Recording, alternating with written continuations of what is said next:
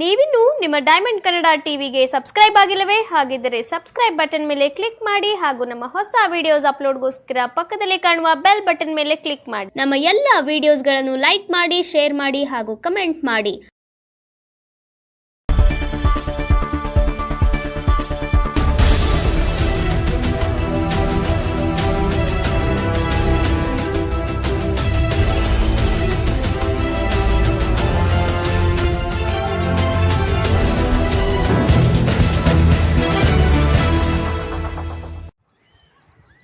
ಜೈ Bharat ಮಾತಾ.